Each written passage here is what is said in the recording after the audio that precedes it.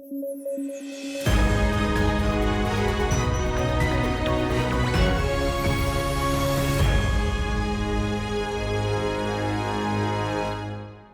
News at 9 programme में आपका स्वागत है। मैं हूं अमृत उपाध्याय। आइए जल्दी से देखें आज की हेडलाइंस। राष्ट्रीय विज्ञान पुरस्कार 2024 का हुआ समारोह। पहली बार प्रदान किए गए हैं ये अवार्ड। 4 कैटेगरीज में दिए जाते हैं ये पुरस्कार। मलेशिया ने बदली अपनी पॉलिसी। ओरांगुटान डिप्लोमेसी को लेकर था विवाद। इंसानों जैसे बिहेव करते हैं ये ओरांगुटान।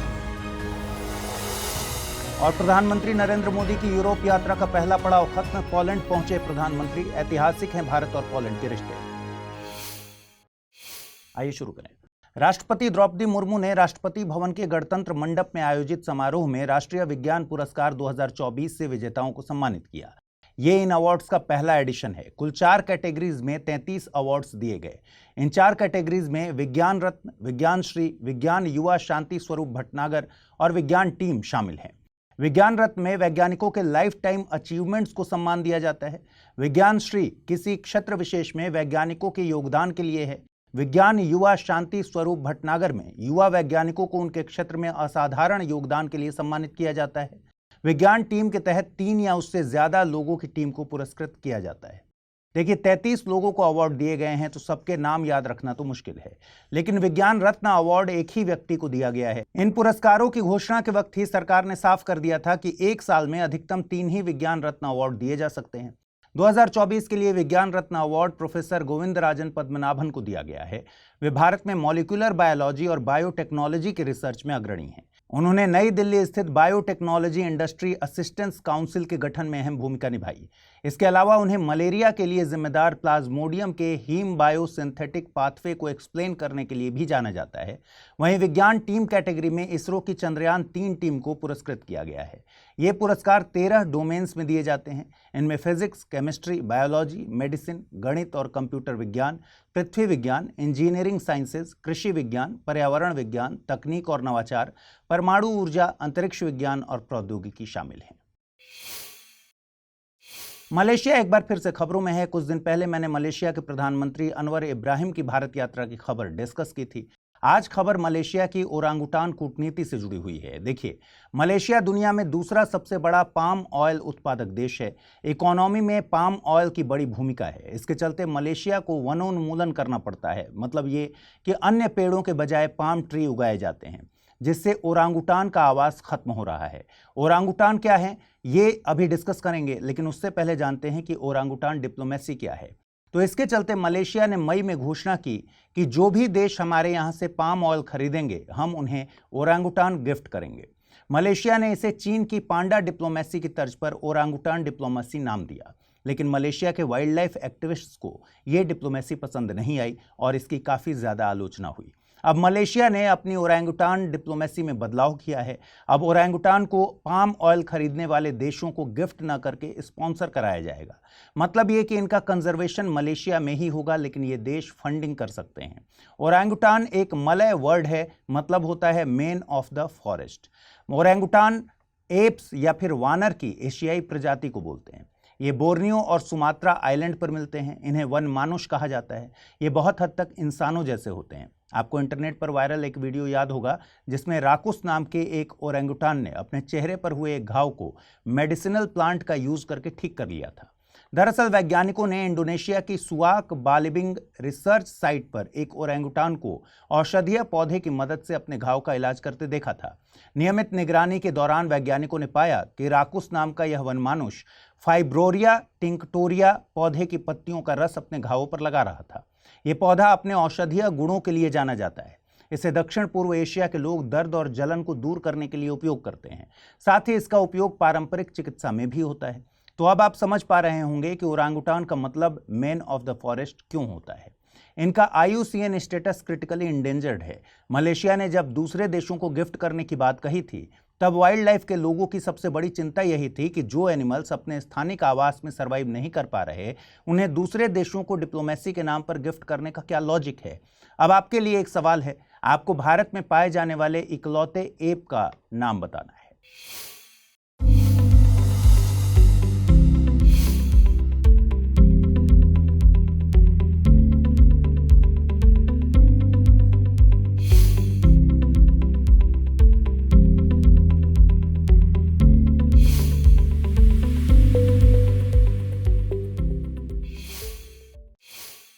हाल ही में श्रीलंका ने भारत समेत 35 देशों के नागरिकों के लिए वीजा फ्री एंट्री की घोषणा की है और यह फैसला 1 अक्टूबर 2024 से लागू होगा।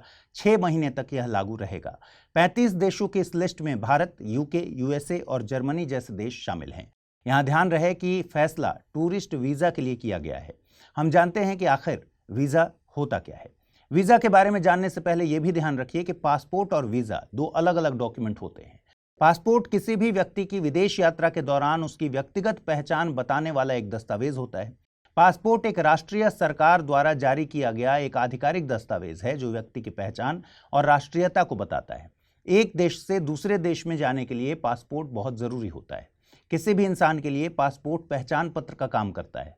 जब कोई व्यक्ति विदेश जाता है तो इससे पहले वो पासपोर्ट के लिए अप्लाई करता है। अगर व्यक्ति का पासपोर्ट और अन्य दस्तावेज कानूनी रूप से सही हों तभी उसे वीजा मिलता है। वही वीजा क्या है? वीजा एक तरह की आधिकारिक अनुमति होती है जो किसी भी व्यक्ति को विदेश में रहने, घूमने और काम के लिए लेना पड़ता है। वीजा किसी भी व्यक्ति को एक फिक्स टाइम के लिए किसी देश में प्रवेश करने, छोड़ने या रहने की आधिकारिक अनुमति देता है और यह अनुमति उस देश के सरकारी अधिकारी द्वारा ही दी जाती है जिस देश की हम यात्रा करना चाहते हैं। वीजा एक अलग दस्तावेज भी हो सकता है, लेकिन आमतौर पर यह यात्री के पासपोर्ट में लगी हुई एक मुहर होती है। हर देश में वीजा के लिए अलग अलग नियम कानून होते हैं। जैसे श्रीलंका के हालिया फैसले ने भारतीयों के लिए वीजा की जरूरत ही खत्म कर दी। कई देशों में जाने से पहले आपको वीजा के लिए अप्लाई करना पड़ता है, लेकिन बहुत से ऐसे देश भी हैं जिनमें वीजा ऑन अराइवल की सुविधा दी जाती है। कुछ देशों में तो वीजा के आवेदन से पहले इंटरव्यू और मेडिकल स्क्रीनिंग तक की जरूरत होती है। वीजा कई तरह के होते हैं, जैसे work visa, student visa, tourist visa, transit visa, medical visa. इन सब के पीछे देश की सरकारों का मकसद होता है कि वे ये जान सकें कि उनके देश में कौन किस मकसद से दाखिल हो रहा है। यह सब ऑफिशियल लेवल पर सतर्कता के साथ किया जाता है जिससे डेटा के लेवल पर कोई गड़बड़ी ना हो। अगर ये फैसिलिटी ना हो तो कोई भी किसी बाहर के देश से आकर क्रिमिनल एक्टिविटीज करके चला जाएगा और सरकारों के पास कोई रिकॉर्ड नहीं होगा। प्रधानमंत्री नरेंद्र मोदी इन दिनों यूरोप में 2 देशों की यात्रा पर हैं। यात्रा के पहले पड़ाव पर वे पोलैंड पहुंच गए हैं। इस दौरान उन्होंने पोलैंड स्थित 3 मेमोरियल्स की यात्रा की। इसमें भारत के नवानगर के जाम साहिब का स्मारक स्थल, स्क्वायर ऑफ द गुड महाराजा कहते हैं इसको, मोंटे कैसिनो की लड़ाई का स्मारक और कोल्हापुर कैंप शामिल हैं। पोलैंड का नवानगर के जाम साहिब के साथ जुड़ाव की कहानी मैंने कल ही बुलेटिन में आपको बताई थी। दरअसल द्वितीय विश्व युद्ध के दौरान पोलैंड पर जर्मनी और सोवियत संघ ने आक्रमण किया था। पोलैंड के लोगों के पास देश कहने के लिए कोई जमीन नहीं थी और उस दौरान पोलैंड के बच्चों को भारत में शरण दी गई थी। ये कहानी तब की है जब भारत ब्रिटिश आधिपत्य में था और पोलैंड के बच्चों को शरण छोटी सी रियासत नवानगर के राजा दिग्विजय सिंह जी ने दी थी। उन्हें ही जाम साहिब के नाम से जाना जाता है। पोलैंड में उनके नाम से स्कूल्स और स्मारक बनवाए गए हैं। पोलैंड में उन्हें गुड महाराजा के नाम से याद किया जाता है। वहीं कोल्हापुर मेमोरियल कोल्हापुर की रॉयल फैमिली की याद में बनवाया गया है। इस फैमिली ने द्वितीय विश्व युद्ध के दौरान पोलैंड की महिलाओं और बच्चों को शरण दी थी। इस दौरान कोल्हापुर में कैंप की व्यवस्था की गई थी जिसमें तकरीबन 5000 पोलैंड के बच्चों और महिलाओं को शरण दी गई। इसके अलावा मोंटे कैसिनो की लड़ाई द्वितीय विश्व युद्ध के दौरान इटली में हुई थी। इसमें भारत और पोलैंड के सैनिक साथ में लड़े थे। ये स्मारक भारत और पोलैंड के बीच गहरे और ऐतिहासिक संबंधों को दिखाते हैं। आपको बता दें कि पोलैंड सेंट्रल यूरोप में स्थित एक देश है। इसकी लोकेशन को समझने के लिए स्क्रीन पर दिखाई जा रहे मैप को देखिए। पोलैंड अपनी उत्तरी सीमा बाल्टिक सी से साझा करता है। आप यूरोप को इमेजिन करते वक्त रेगिस्तान के बारे में शायद ही कभी सोचें, लेकिन पोलैंड के दक्षिणी हिस्से में 32 स्क्वायर किलोमीटर में फैला रेगिस्तान भी है। इसे ब्लेडो डिजर्ट के नाम से जानते हैं। ये यूरोप में मौजूद 5 प्राकृतिक तौर पर पाए जाने वाले डेजर्ट्स में से एक है। पोलैंड की स्थलीय सीमा 7 देशों से लगती है। इनमें रूस, यूक्रेन, स्लोवाकिया, जर्मनी, चेक रिपब्लिक, बेलारूस और लिथुआनिया शामिल हैं। ओडर, विस्तुला और वार्टा पोलैंड की प्रमुख नदियां हैं। आइए देखते हैं आज का टर्म ऑफ द डे। आज का टर्म ऑफ द डे है भूमि स्पर्श मुद्रा। आपने कला संस्कृति पढ़ने के दौरान बुद्ध की कई मूर्तियों के बारे में सुना होगा। कई तरह की शैलियों जैसे गांधार, मथुरा कला शैलियों में बुद्ध की कई तरह की मूर्तियां बनाई गई हैं। ऐसी ही एक प्रतिमा है बुद्ध की भूमि स्पर्श मुद्रा में बनी मूर्ति। ये गुप्त काल से संबंधित है। बुद्ध की भूमि स्पर्श मुद्रा बौद्ध धर्म में एक महत्वपूर्ण और प्रसिद्ध मुद्रा है जो बुद्ध के ज्ञान प्राप्ति के क्षण से जुड़ी हुई है। इस मुद्रा में बुद्ध अपने दाहिने हाथ से धरती को स्पर्श करते हैं जबकि बायां हाथ गोद में ध्यान की मुद्रा में रखा होता है। ये मुद्रा उस समय को दर्शाता है जब सिद्धार्थ गौतम बोधगया में बोधि वृक्ष के नीचे ध्यान कर रहे थे और उन्हें मार यानी कामदेव ने ज्ञान प्राप्ति से रोकने का प्रयास किया। तब बुद्ध ने धरती को स्पर्श करके इसे साक्षी बनाया कि उनका ज्ञान प्राप्त करने का अधिकार है। यह मुद्रा बुद्ध की अडिगता, प्रलोभनों पर विजय और धरती से उनके गहरे संबंध का प्रतीक है। आइए देखते हैं आज के रैपिड न्यूज में क्या है खास। मेघालय के गारो हिल्स में 2 साल के एक बच्चे में पोलियो की पुष्टि हुई है। इसकी वजह पोलियो की वैक्सीन है, यानी ये वैक्सीन से उत्पन्न पोलियो का एक प्रकार है जो कम इम्यूनिटी वाले लोगों में इन्फेक्शन की वजह बनता है। केंद्र सरकार के अनुसार यह वाइल्ड पोलियो वायरस का मामला नहीं है। ऐसे मामले तब उत्पन्न होते हैं जब ओरल पोलियो वैक्सीन में यूज किया गया पोलियो वायरस का कमजोर प्रकार म्यूटेट हो जाता है और पुनः शरीर को नुकसान पहुंचाने की क्षमता प्राप्त कर लेता है। यह मामला तब आया है जब विश्व स्वास्थ्य संगठन ने भारत को 2014 में पोलियो मुक्त घोषित किया था और देश में वाइल्ड पोलियो वायरस का अंतिम मामला 2011 में सामने आया था। 4 राज्यों में 60 फेयर प्राइस शॉप यानी राशन दुकानों को जन पोषण केंद्र में बदलने के लिए एक पायलट परियोजना का शुभारंभ किया गया। इस मौके पर FPS सहाय एप्लीकेशन, मेरा राशन ऐप 2.0, गुणवत्ता प्रबंधन प्रणाली और गुणवत्ता मैनुअल हैंडबुक आदि को लॉन्च किया गया। इस परियोजना का मकसद FPS की वायबिलिटी और पोषण युक्त खाद्य पदार्थों की उपलब्धता को बढ़ावा देना है। तहत FPS डीलर को सब्सिडी वाले अनाज के अलावा अपने उत्पादों में विविधता लाने की अनुमति होगी, जैसे मोटा अनाज, दालें, दूध और दूध से बने उत्पाद, तेल, मसाले इत्यादि उचित रेट पर उपलब्ध होंगे। कल यानी 23 अगस्त को भारत अपना पहला राष्ट्रीय अंतरिक्ष दिवस मनाने जा रहा है। इसकी theme touching lives while touching the moon, India's space saga रखी गई है। इस मौके पर भारतीय अंतरिक्ष हैकाथॉन और इसरो रोबोटिक्स चैलेंज का आयोजन किया जाएगा। दरअसल भारत चंद्रमा की सतह पर कदम रखने वाला दुनिया का चौथा देश बना और चंद्रमा के दक्षिणी ध्रुवीय क्षेत्र में पहुंचने वाला दुनिया का पहला देश बना था। और ये दोनों उपलब्धियां हमने 23 अगस्त 2023 को प्राप्त की थी।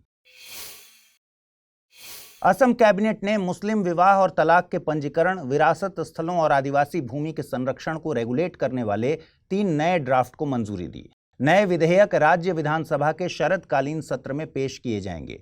इनमें सबसे ज्यादा चर्चा का विषय बना है मुस्लिम विवाह और तलाक के पंजीकरण को विनियमित करने से संबंधित ड्राफ्ट, जो असम मुस्लिम विवाह और तलाक पंजीकरण अधिनियम 1935 को निरस्त कर देगा। इस कानून के तहत काजी अर्थात मुस्लिम न्यायविद मुस्लिम विवाह और तलाक का पंजीकरण करते थे। नए कानून के आने के बाद इन्हें सरकारी अधिकारियों द्वारा पंजीकृत किया जाएगा और पहले के विधेयक में नाबालिगों के विवाह को भी पंजीकृत करने का प्रावधान था, जो नए कानून के लागू होने के बाद बंद हो जाएगा। इसे राज्य में बाल विवाह को समाप्त करने के प्रयास के रूप में देखा जा रहा है। वाराणसी में smart laboratory for clean reverse SLRC का अनावरण किया गया। इसका मकसद भारत और डेनमार्क 2 देशों की विशेषज्ञता का लाभ उठाकर वरुणा नदी को पुनर्जीवित करना है। इस पहल में एक हाइब्रिड लैब मॉडल और वरुणा नदी पर एक ऑन फील्ड लिविंग लैब शामिल है। यह भारत सरकार, IIT बनारस हिंदू विश्वविद्यालय यानी IIT BHU और डेनमार्क सरकार के बीच एक त्रिपक्षीय पहल है। SLRC भारत में एक मजबूत संस्थागत और मूल्यांकन तंत्र प्रदान करेगा। यह भारत और डेनमार्क की सरकारों के बीच हरित रणनीतिक साझेदारी का भी हिस्सा है। वरुणा नदी गंगा की एक छोटी सहायक नदी है जो निगोह तहसील के संत रविदास नगर से निकलती है। आइए अब जल्दी से देखें आज के बुलेटिन पर आधारित प्रश्न। पहला सवाल है, निम्नलिखित कथनों पर विचार कीजिए। पोलैंड सेंट्रल यूरोप में स्थित है। पोलैंड एक लैंड लॉक्ड कंट्री है। मोंटे कैसिनो की लड़ाई द्वितीय विश्व युद्ध के दौरान भारत में हुई थी। कूटों का प्रयोग कर सही उत्तर चुनना है, केवल 1 और 2, केवल 1, केवल 3 या फिर 1, 2 और 3। अगला प्रश्न है, राष्ट्रीय अंतरिक्ष दिवस के संबंध में निम्नलिखित कथनों पर विचार कीजिए। राष्ट्रीय अंतरिक्ष दिवस 23 अगस्त को मनाया जाता है। 2024 में इसकी theme touching lives while touching the moon, India's space saga रखी गई है। इस दिन भारत ने मंगलयान को अंतरिक्ष में भेजा था। नीचे दिए गए कूटों का प्रयोग कर सही उत्तर चुनना है, केवल 1 और 2, केवल 1, केवल 3 या फिर 1, 2 और 3। आइए जल्दी से देखें पिछले बुलेटिन पर आधारित क्या प्रश्न पूछे गए थे और उनके सही जवाब क्या हैं। पहला सवाल था, निम्नलिखित कथनों पर विचार कीजिए। Global finance central banker report cards 2024 में RBI के गवर्नर शक्तिकांत दास को A+ ग्रेड हासिल हुई है। RBI पूरी तरह से भारत सरकार के स्वामित्व वाली संस्था है। सही कथनों को चुनना था, केवल 1, केवल 2, 1 और 2 दोनों, न तो 1 न ही 2, और सही जवाब है विकल्प C, 1 और 2 दोनों। अगला प्रश्न था, भारत में केंद्रीय बैंक को लेंडर ऑफ लास्ट रिजॉर्ट कहा जाता है। इस शब्द का मतलब क्या है? व्यापार और औद्योगिक संस्थाओं को जब कहीं और से कर्ज नहीं मिले तो केंद्रीय बैंक कर्ज देता है। अस्थायी संकट के दौरान बैंकों को तरलता प्रदान करता है, बजट घाटा पूरा करने के लिए सरकार को कर्ज देता है। कूटों का प्रयोग कर सही उत्तर चुनना था, केवल 1 और 2, केवल 2, केवल 3 या फिर 1, 2 और 3। और सही जवाब है विकल्प बी। तो आज इस बुलेटिन में फिलहाल इतना ही। कल रात 9 बजे आपसे फिर से मुलाकात होगी। ख्याल रखिए अपना, ठीक से पढ़ाई कीजिए। इस बुलेटिन को जल्दी से लाइक कर दीजिए और आज पूछे गए सवालों का जवाब भी कमेंट सेक्शन में ज़रूर दीजिए। साथ ही अगर आपको इस बुलेटिन की PDF चाहिए तो डेली बेसिस पर अमृत उपाध्याय 007 टेलीग्राम चैनल है, जिस पर इसकी PDF रोज़ाना मिलती है। नमस्कार।